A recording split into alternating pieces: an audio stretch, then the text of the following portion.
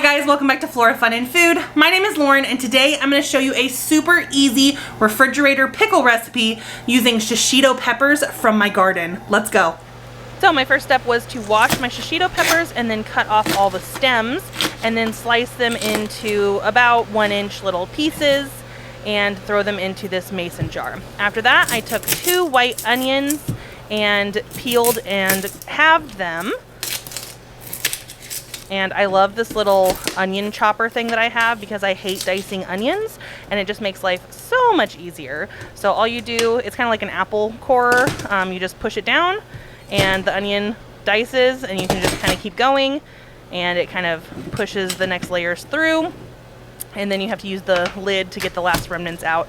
But it's so much faster than dicing, so I love it. So after I added the onions, I went in with about 2 large tablespoons of minced garlic. Then a tablespoon of homegrown red pepper flakes. Then I went in with 2 tablespoons of sea salt. Now don't use iodized salt because it can kind of turn things a funny color when you're pickling them or canning them. And then these are long peppercorns that I got from an Indian spice market, and they are just a little bit sweeter smelling than a regular like round black peppercorn, so I'm going to try these. Then I went in with a tablespoon of mustard seeds, and I did 5 peppercorns. And then a tablespoon of coriander seeds. And then finally 2 tablespoons of honey. After that, it was time to add the apple cider vinegar. You can use white vinegar, but I like the sweetness of apple cider vinegar better. So 2 cups of apple cider vinegar.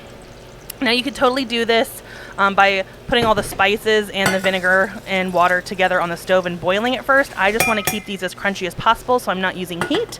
So 2 cups of apple cider vinegar, 2 cups of water, and you can top it up a little if you need to. And then I went in with a spoon just to kind of mix everything together and get all of those air bubbles out. But that was literally it. It was such a simple recipe and it already smells really good, but they will not be ready yet, so be patient.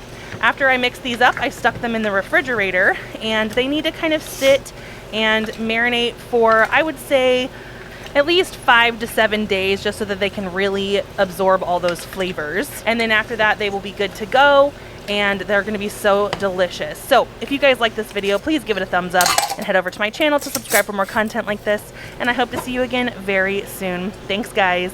Bye.